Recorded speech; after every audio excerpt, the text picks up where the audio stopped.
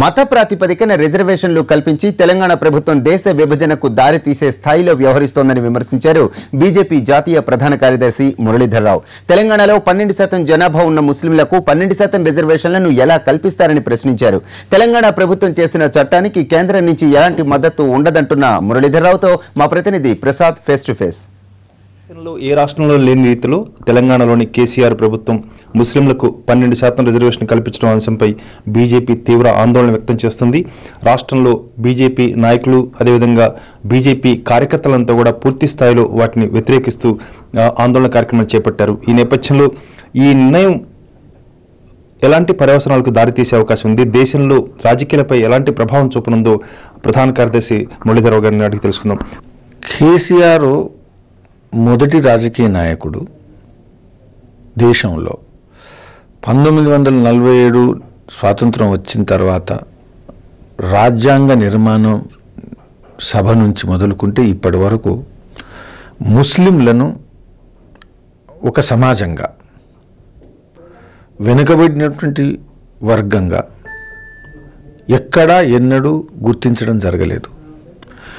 ముస్లిం నాయకులు కూడా ముస్లింలను ఒక వర్గంగా, సామాజికంగా వెనుకబడినటువంటి వర్గంగా పరిగణించాలా, చూడాలా అని చరిత్రలో కానీ వర్తమాన పరిస్థితుల్లో కానీ దేశంలో ఏ ప్రాంతంలో ఎక్కడ కూడా ప్రతిపాదించలేదు.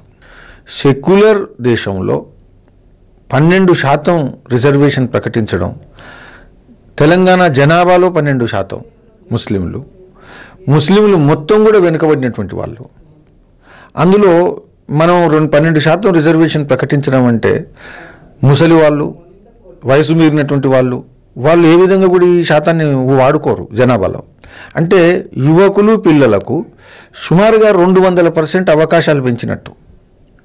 కాబట్టి ఇన్ని అవకాశాలు పెంచి ఇచ్చినటువంటి ఒక మత ప్రాతిపదిక రిజర్వేషన్ అనేది దేశంలో ఇంతవరకు జరగంది. కాబట్టి భారతీయ జనతా పార్టీ ఇది హేతుబద్ధంగా లేదు. కోర్టులో కొన్ని వివాదాలు ఇంకా విచారణలు కొనసాగుతున్న సందర్భంలో 12% రిజర్వేషన్ అన్న దానిపై న్యాయ పోరాటం కూడా చేసే అవకాశం ఉందా, లేకపోతే తొలి దశలోనే దీన్ని విరమించుకునే విధంగా, ఉపసంహరించుకునేందుకు మీరు ఏమైనా ప్రయత్నాలు చేస్తారా?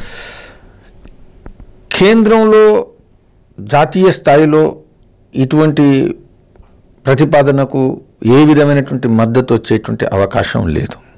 సుప్రీంకోర్టు నిర్ణయాన్ని కూడా పరిగణలోకి తీసుకోకుండా కేవలం రాజకీయాలు, కేవలం పార్టీ రాజకీయాలు, కేవలం ఓటు బ్యాంకు రాజకీయాలను దృష్టిలో పెట్టుకుని ఈ నిర్ణయం చేయడం జరిగింది. సుప్రీంకోర్టుతో సహా న్యాయస్థానాలని కూడా 4% రిజర్వేషన్ని వ్యతిరేకించిన నేపథ్యంలో, కమిషన్ కూడా 6% రిజర్వేషన్ ఇవ్వాలనే నేపథ్యంలో 12% రిజర్వేషన్ ఇవ్వటం అన్నది కేవలం అసలు ఆయనకు చిత్తశుద్ధిని అనుకోవచ్చా?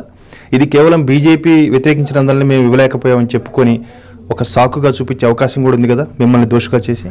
ఆయన చాలా పెద్ద మాటలు మాట్లాడుతున్నారు.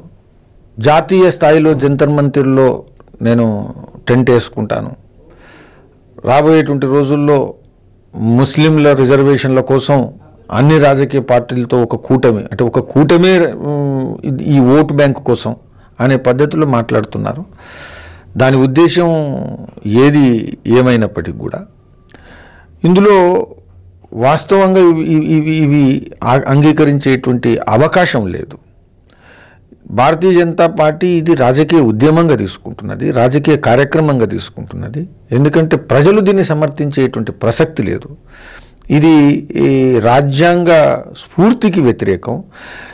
మతం ఆధారంగా రిజర్వేషన్లు ఏ విధంగా దేశ ఐక్యతకు పనికిరావు. ఈ విధంగా ఆలోచించడం ఏదైతుందో ఇది పూర్తిగా మత ఆధారంగా ఓటు బ్యాంకుల రాజకీయాలను ముందుకు తీసుకుపోవడం కోసమే చేసినటువంటి ప్రభుత్వం. దీన్ని భారతీయ జనతా పార్టీ రాజకీయ ఉద్యమంగా తీసుకోబోతున్నది. మొత్తానికి కేసీఆర్ ప్రభుత్వం తీసుకున్న నిర్ణయం కేవలం ఓటు బ్యాంక్ రాజకీయాల కోసం మత ప్రాతిపదించినటువంటి ఈ యొక్క రిజర్వేషన్ను బీజేపీ పూర్తిగా వ్యతిరేకిస్తుందని, ఇది ఒక రాజకీయ ఉద్యమంలాగా చేపట్టి ప్రజలను సమాయత్తం చేసేందుకు ఒక ఉద్యమ రూపం దాల్చే విధంగా ప్రయత్నం చేస్తామని మురళీధరరావు చెబుతున్నారు. ఇది కేసీఆర్ ప్రభుత్వం మరింత ఉద్రిక్త పరిస్థితులు దారి తీయకుండా ముందుగానే దీన్ని ఉపసంహరించుకుంటే మంచిదన్న అభిప్రాయాన్ని కూడా ఆయన వ్యక్తం చేస్తున్నారు. ప్రసాద్, ఎన్టీవీ, న్యూఢిల్లీ.